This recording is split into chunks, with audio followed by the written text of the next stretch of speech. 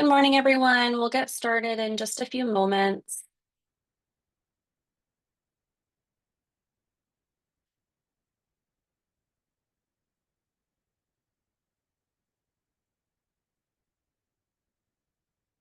Giving a minute for everyone to be able to join here.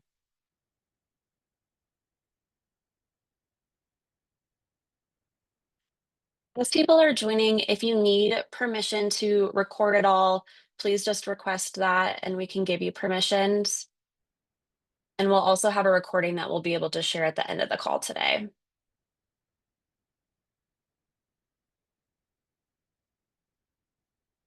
All right, we'll get started in about 30 seconds. I just see a couple more people joining from the waiting room right now.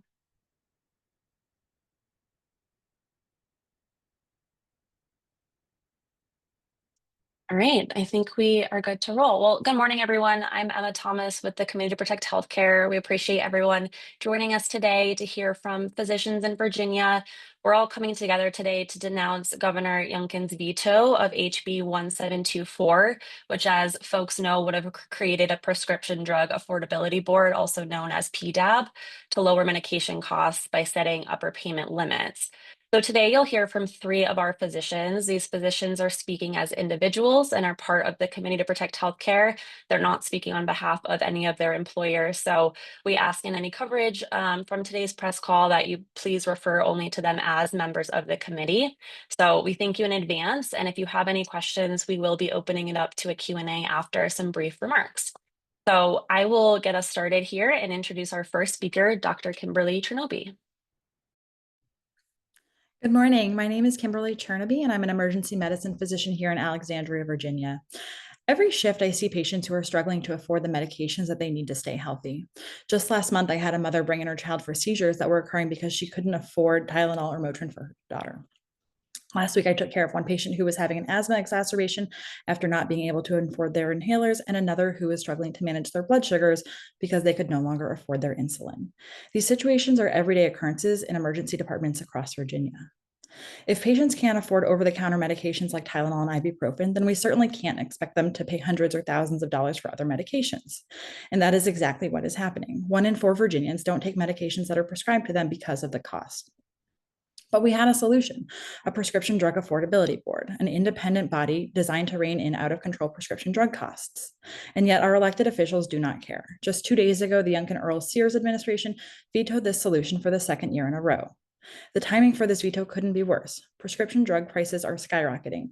Virginians already pay 36% more per person on prescriptions than the national average, about $400 more per year than our fellow Americans. This is unacceptable. And our governor's office vetoing legislation that would have helped to solve this problem, that would have helped patients like ours, is also unacceptable. A prescription drug affordability board would have helped to fix this crisis by setting upper payment limits on the most expensive drugs, many of these drugs life-saving. It's a common sense solution and one that 7 other states, both red and blue, have already implemented. And yet the Youngkin Earl Sears administration chose to side with pharmaceutical companies rather than Virginia patients and families. We need lawmakers in Richmond to do better. We are grateful to the many members of the General Assembly who did vote to pass this legislation, but disappointed in the lawmakers who voted against it. The vast majority of Democrats voted in support, but only a few Republicans did, even though the vast majority of Republican voters support a board like this. If more Republicans supported this legislation, they could override Governor Youngkin's veto. But Governor Youngkin and enough Republicans chose their corporate donors over the health and well-being of Virginians. Virginia's families deserve relief from outrageous prescription drug costs, and we need our leaders, both in the General Assembly and the governor's administration, to stand up to Big Pharma and to put our patients first. And with that, I'll introduce Dr. Prescott. Good morning. I'm Dr. John Prescott. I'm a retired emergency physician living at Lake Frederick in the northern Shenandoah Valley. During my 40-year career, I've served as an Army doctor, community physician, and a medical school professor, caring for patients in a variety of settings and locations. One of the most heartbreaking conversations I've had with patients is when they tell me they have stopped taking their medications, not because they want to, but because they can't afford to. As other costs of living continue to rise, Virginians are being struck with high drug prices. Now, I've had patients cut pills in half or skip doses just to make the prescriptions last longer. And then there are those patients who just stop taking their medications because they can't afford them. Over this past weekend, I spoke with my daughter, who is also an emergency physician living in Virginia, and we talked quite a bit about patients who have come to the emergency department with life-threatening illnesses because they weren't taking needed medications that had become unaffordable to them. I recalled one middle-aged woman who was near death when she arrived in our emergency department with diabetic ketoacidosis. This is an incredibly serious, severe condition. And only after a full court press involving several doctors with nurses and staff were we able to stabilize her, and she eventually recovered. But she could have died, leaving her family motherless. Her story was simple and moving. She had a family to feed, and she couldn't afford the insulin. My daughter told me about a young man she recently cared for who had a severe respiratory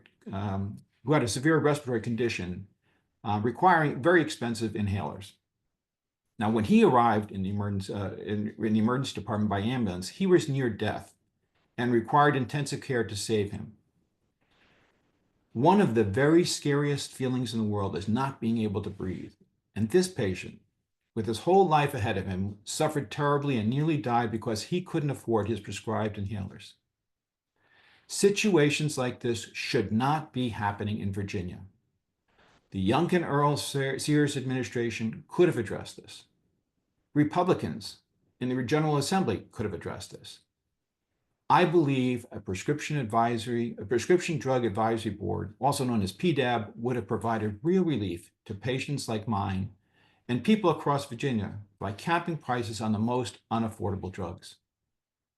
Now, other states have already proven that this approach is working, but instead of standing up for patients, the Youngkin Earl Sears administration chose to protect Big Pharma and their massive profits by vetoing this bill. And this is the second time they vetoed this legislation. In 2024, Prescription Drug Affordability Board legislation passed both the House and the Senate with bipartisan, again, I want to repeat, bipartisan support, but was squashed by Governor Youngkin. Unfortunately, the governor voted this way while so many Virginians continue to struggle. While the Inflation Reduction Act has helped more than 1 million Virginians on Medicare with lower drug prices, 7 million more Virginians don't qualify for Medicare and need relief. The PDAB would have helped them too. No wonder Virginians of all political backgrounds overwhelmingly support action on drug prices. 75% of voters support a PDAB, including 71% of Republicans. Our lawmakers should listen to the people they represent and not the pharmaceutical lobby. This is a common sense issue that requires a common sense response. We need real leadership in Richmond to make sure that every single Virginian can afford the medications they need. Thank you, and now I'd like to introduce my colleague, Dr. Ahmad. Thank you. Good morning, everyone. I'm Dr. Roman Ahmad. I'm currently the state lead for the Committee to Protect Healthcare in Virginia. I'm also a practicing physical medicine and rehab physician who specializes in chronic pain in the Northern Virginia area. Like my colleagues who just spoke, I see and hear firsthand what's happening when people can't afford their prescriptions. Just to reiterate a few of these stories, they do end up in the ER with complications that could have been prevented, which include diabetes, leading to ketoacidosis, high blood pressure that can cause strokes, asthma attacks that happen only because a patient couldn't afford the inhaler. These are very avoidable emergencies, and they're costing Virginians their health and their lives. I would like to bring attention to another perspective to this crisis, however. Something my specialty focuses on is chronic illness and how it affects function. Function can be significantly diminished and then in turn diminish the quality of life. Our focus is also on chronic pain management for sometimes debilitating conditions. One story I can share with you, which unfortunately is a super common story, is I have a lot of patients who have suffered work injuries, whether it be to their backs or shoulders, some type of orthopedic condition, which although maybe not curable, is definitely treatable. And if they have some type of nerve damage or any type of immune deficiency that can also add to pain, we are not successful sometimes in getting these medications approved for them. And this has a ripple effect because they don't have these medicines, they can no longer work, or they can no longer go to their physical therapy sessions, which would help again their quality of life and so many positive aspects of exercise and so forth. But instead of addressing the problem and helping patients like mine, the Youngkin Earl Sears administration vetoed a solution that would have made a real difference. And Republican legislators ultimately did not override that veto, despite having very strong bipartisan support. And the problem just keeps getting worse. Prescription drug costs have risen 57% in just 3 years for Virginia taxpayers. Our Commonwealth is now spending more than $3 billion on medications alone. That's money that could be going towards better health care, schools, infrastructure, the list goes on and on. Meanwhile, pharmaceutical companies, as everyone well knows, are making record profits. They hiked the price of 112 drugs that at rates higher than inflation just because they are able to do so. Without action from lawmakers, they're going to keep doing it. A prescription drug affordability board would have given patients a fighting chance against these corporations. It would make it more likely with this board in Virginia that insurers would be forced to add certain medicines to their formulary that are not already there. It would have been made up of experts in medicine, healthcare, and economics who don't have financial conflicts of interest, and they're just an independent board with the responsibility to consider a broad range of economic factors when reviewing drug costs. It would have helped control costs while ensuring fair pricing for the entire supply chain, including patients. But Republican lawmakers, again, chose Big Pharma over Virginians. We need leaders in Richmond who will fight for their constituents and take actions on drug prices. This issue is not going away, and neither are we. It's really time to put patients first. Thank you. Thank you, Dr. Ahmad. We're going to open things up to press Q&A. If you do have a question, if you can just raise your hand or put your question and your name and outlet in the chat, I can call on folks to unmute and take any questions. And while we are waiting for some questions to come in from folks, I do just want to kind of throw out there for our providers here to respond to, just kind of re-emphasizing this point that some of you made, the importance for patients on having a PDAB. The legislature had bipartisan support for this bill. We had 71% of Republicans supporting the creation of a PDAB, all for the governor to veto this at the last minute. Curious, what folks think here. What does that mean in terms of the political priorities for our top state elected officials when clearly the constituents and their representatives wanted this? Well, if I could, this is not a Republican or a Democrat issue. This is a health issue.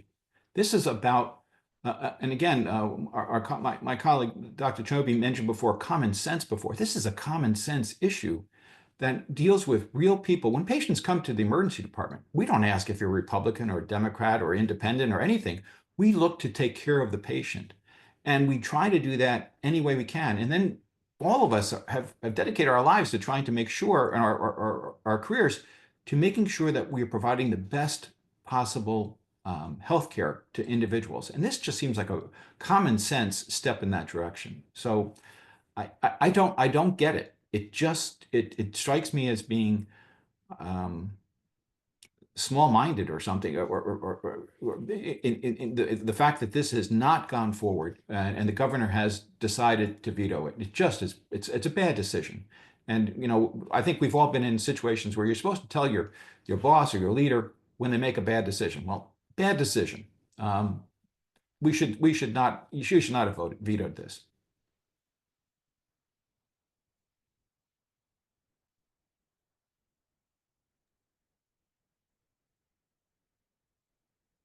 And as we're seeing, I'm not seeing any other questions in the chat yet, but if any reporters do have questions, feel free to raise your hand. Maybe just as a kind of like final point here to wrap up on, I'm curious, kind of hearing from each of you today and hearing from your colleagues, as we're thinking about the real impact that this could have on patients moving forward, I know each of you shared some specific types of examples, but I wonder, just kind of as a closing remark for reporters listening in today, just to kind of succinctly put a bow on the impact that this is going to have for patients with this not moving forward. I don't know if someone could speak to that for just another minute or two of the real world impact that this is going to have on patients and people all across the state.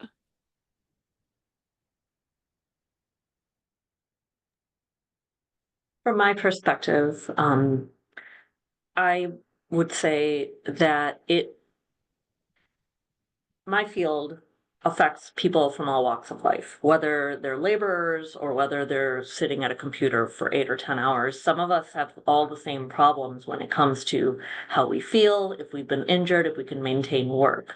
And it does kind of um, probably more proportionately in my patient population, but it does affect the workforce quite a bit. And these folks are in turn then applying for disability benefits, Social Security benefits, things that might have been avoided if we were able to implement their care the way we want to. And we sort of hit these roadblocks, and there's many others. This is not the only roadblock. There's plenty of other roadblocks, but this is a huge one. And of course, if we take even forgetting that issue, if we take into account what's happening in the ERs or at the internal medicine and primary care level, they may not get even to the point where they're medically stable enough to even consider working. So I do think it has a lot of ripple effect, which is concerning.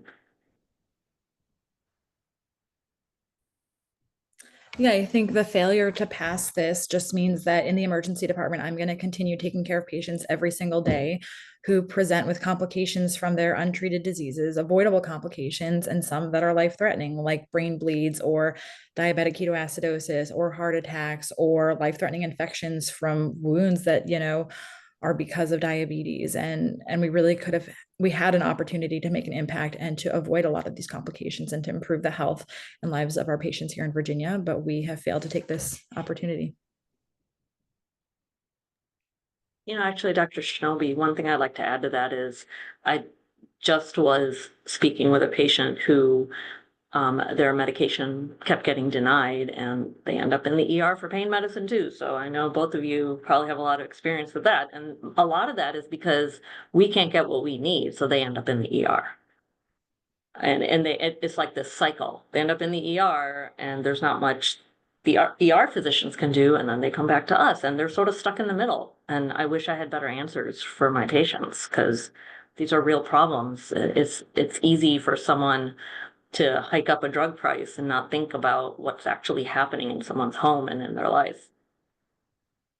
As you were speaking, I was thinking these are preventable emergencies. This is the whole thing, is that these are totally within our control, our grasp and again, I think all emergency physicians, or all physicians, would want to see their patients maintain their health and not have to go to places like the emergency department.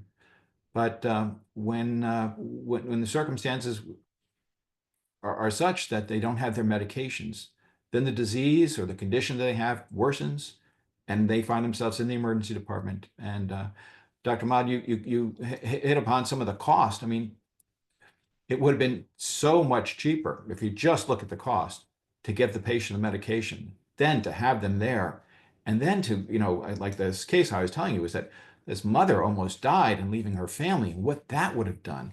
I mean, these kind of things happen, and we can, this is, as you said, one small step, but an incredibly important step to making sure that preventable emergencies just don't occur. Well, thank you all so much, and thank you for the reporters that tuned in today.